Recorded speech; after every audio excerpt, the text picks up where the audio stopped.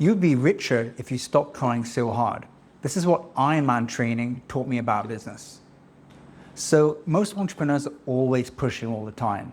That's that constant hustle and grind culture, putting in the hours, listening to Alex Hormozi's very logical advice, doing this, and this.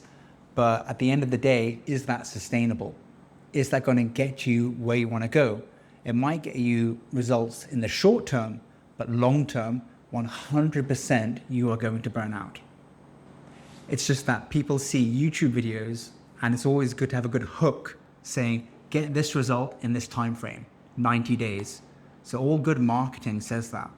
And people see that and think that's how it's actually done. But the reality is people that follow that, they have serious health problems.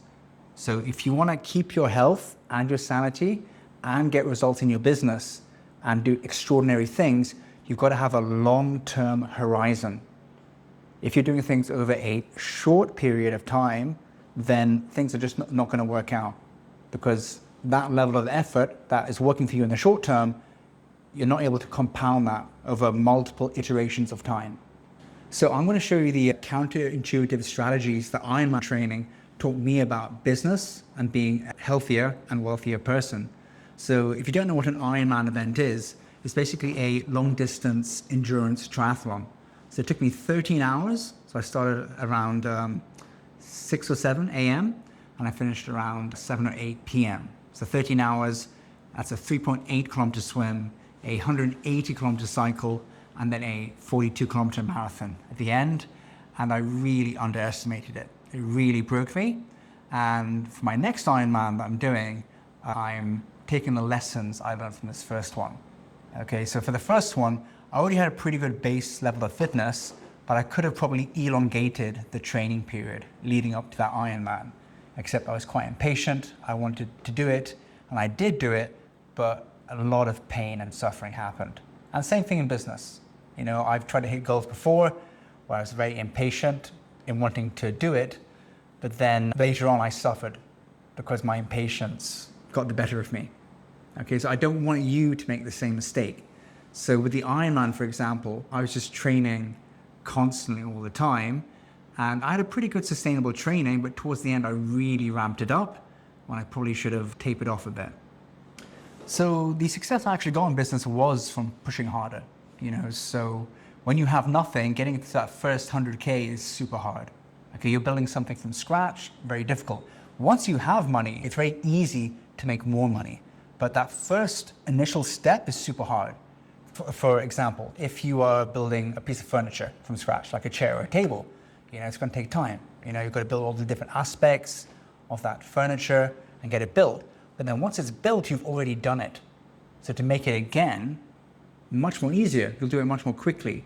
You know, but when you're starting something up from scratch, you know, you've got to do all these different iterations to think, is my marketing process working? Is my sales process working? All these different processes that you have in your business, you've got to constantly test them from scratch. Okay, so it does take time. And with the Ironman training, I was really pushing it. And the more I forced my performance in my Ironman, the more injuries and little niggles that came up. And let me tell you, with Ironman training, the training's not actually that hard. It's not getting injured. Okay, it's not getting injured and sticking to your nutrition plan. That's the hardest part. Like, doing the actual training is quite fun. You know, going on your bike for a long time, going out for a run, going swimming. I love that stuff, you know, so that's quite easy for me. But that part's not the hard part. It's the nutrition and not getting injured. If you take that same analogy and apply it to business, so doing the actual work and stuff, it's pretty straightforward, it's pretty easy. But getting the right strategy and then doing that sustainably in a weekly routine, that's more of the hard part. A lot of people get too impatient and they just want to go do it, and they'll end up going to extremes where they're burning out or end up doing nothing. You know, you've got to be steady and consistent all the time. So you don't grow through constant intensity. If I take these analogies from Ironman to business, relaxation is key. You know, if you look at the training athletes do, they might do lots of skill-based training, which is not very intense, but the actual intensity is only for short periods. Then the rest of the time they are recovering, making sure their body is optimal for when they have to train. Same thing with my Ironman training. I had to place a lot of priority on my sleep and nutrition. all the things I was doing afterwards, and relaxation. Meditation helped me a ton. And same thing in business. Okay, you've really got to take care of yourself, get enough sleep. Because if you're not sleeping, then you're going to make bad decisions the next day. So you've got to get sleep. You've got to get nutrition. Think of yourself as a professional athlete and business being your sport. Okay, you've really got to do this in a sustainable way. If you're not doing it in a sustainable way, you're actually going to fall out of love with your business. One of my first businesses that I started was a squash academy, and I ended up just overdoing it in that, and I fell out of love with squash. So I used to be a big squash player, and I fell out of love with playing squash because I just approached it in the wrong way. So I don't want you to fall out of love with your passion, whatever your business is. So you've got to do it in a sustainable way so that you enjoy doing it. So like I said, don't follow all these marketing slogans saying, get this result in 90 days, and then you'll make 30K or something. That's just to kind of get you in, okay? You've got to think like a professional athlete. Long-term horizon, what are my goals here? Okay, and how can I keep on doing this for as many years as possible? If you're just in this to make a quick buck, you could do that in the short term, but you will burn out. Okay, so you've got to have like an hourly routine, a daily routine, a weekly routine that you can just repeat over and over again. Okay, slow and steady wins the race. I've got these 4 steps, these 4 daily routines that I do every day of relaxation, selfless contribution, forgiveness and gratitude. And relaxation is by far number 1. One of my favorite personality tests is called the DISC profile. Okay, so there's 4 personalities that every single one of us has inside of us. So you have a dominant personality, influential, steady, and conscientious. And steady, that third one that I mentioned, that is the most important one. And in fact, I think more than 50% of the population are S's. They're steady. Because those 4 personality types, S is about being steady, another one's about procedures, another one's about people, another one is about problem solving. Those are the 4 kind of skills that you need.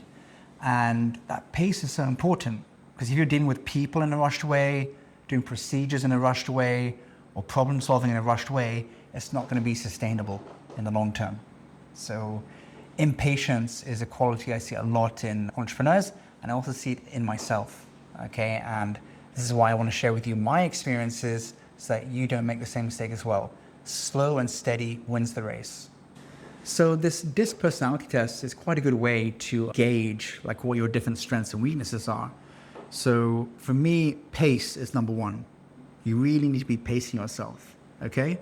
Then the next most important one, I think, is problem solving. Okay, so just taking action to solve a problem. See, too many people get caught up in perfection, think I need the right plan or strategy before I can get stuff done. But there's going to be so many problems popping up, you've just got to get to work and start problem solving.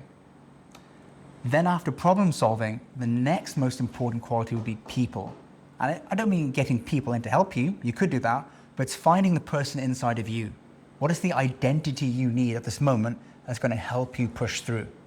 So once you've got your pace sorted and you're working at a nice steady pace, and then you're problem solving all the time, just taking action and solving problems in a sustainable, paceful way, then identify that person inside of you that you need. That's going to really motivate you to push through.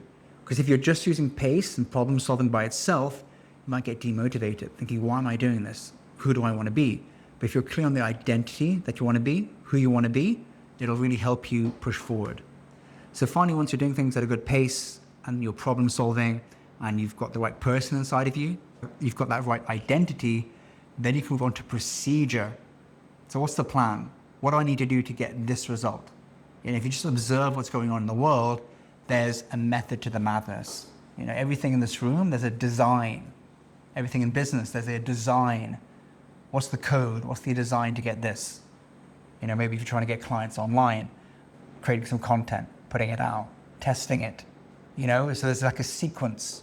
Okay, and if you're doing the wrong sequence, you won't get the results. But too many people spend too much time on the procedure, okay, and they get demotivated. But just keep on working at a good pace, keep on problem solving, find the right identity inside of you, then the procedures will come. If you focus too much on the procedure first, then you can get quite stressed out. So I've done previous videos on this. I have a 12-step system, 4 steps internally, 8 steps externally. This is all I follow. So those 4 steps, which is like a daily practice for me, focus on relaxation. So really making sure my thoughts are very chilled, very relaxed, very graceful, even while I'm filming this video, doing it in a very calm way. So relaxation is super important. You can't receive all the gifts in this world if you're just constantly stressed and moving all the time. So relaxation is number 1. Then I have selfless contribution. Okay, so just problem solving, giving myself to others, and that really helps you find your purpose. If you're struggling to find your purpose and thinking, I don't know what I'm doing, just give selflessly. Don't expect anything in return, and things will happen for you. You will discover who you are and what you want in life. Next is forgiveness. So your emotions are super important, and if you have all these expectations about yourself or others, like what's happened in the past, it's going to drag you down. So any bad thoughts you have or bad emotions you have in yourself or you see in others, forgive yourself and forgive others. Otherwise, it's just going to bog you down. So forgiveness. I have a forgiveness practice that I do every day. I'm always forgiving myself because we're not perfect. We always make mistakes. So we need to recognize that. And by forgiving ourselves, we can move forwards and create the future that we want instead of repeating the same patterns. If you don't forgive yourself, you're going to start repeating the same patterns over and over again. Then finally, we've got gratitude.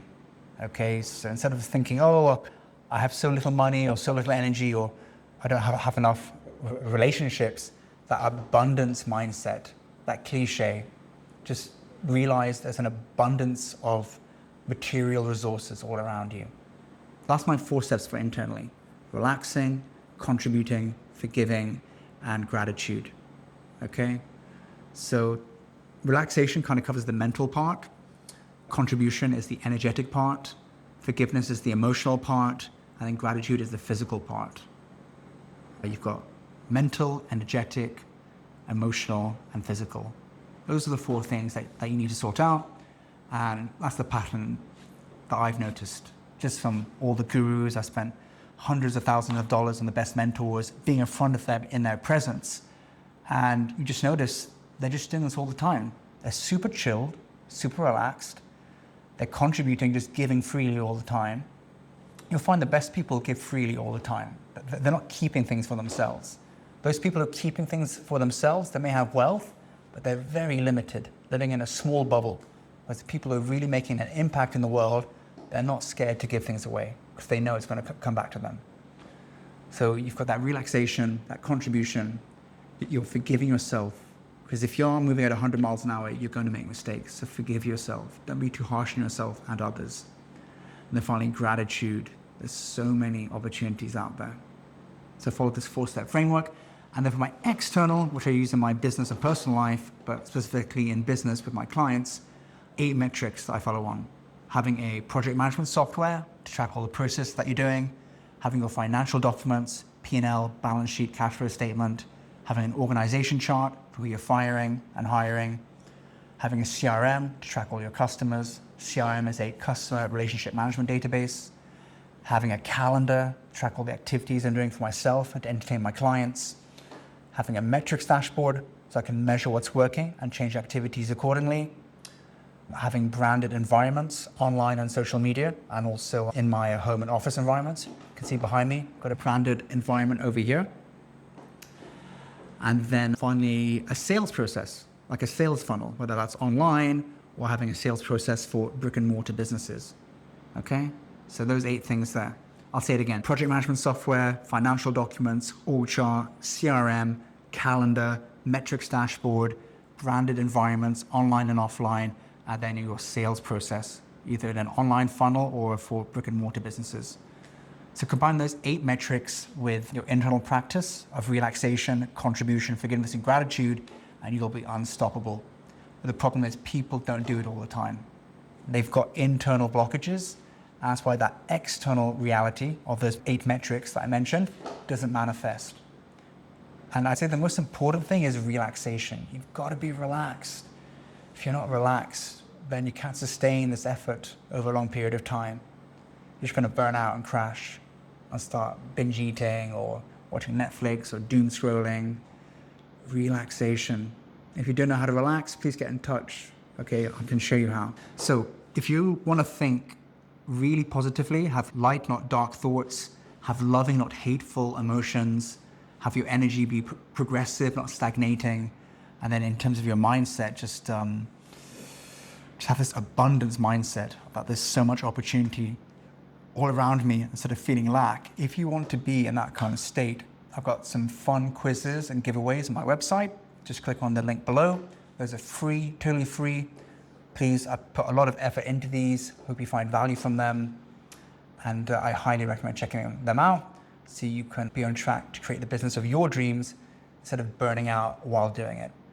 If you've enjoyed this video, if you've got any comments about this, want to share any experiences about any burnout you're experiencing, please drop a comment below. Would love if you subscribe to my channel. Also check out my other social media channels for some more short form content if you don't have time to watch this video. And actually what I love to do with YouTube videos is YouTube now has AI on the video. So if you don't have time to watch this entire video, which I'm guessing you've done if you've reached this part, because we're right at the end of the video, just click on summarize and you'll get the main points of the video. I found that really useful when consuming long form content. So have an awesome day. Hope you got some value from this video. Talk soon.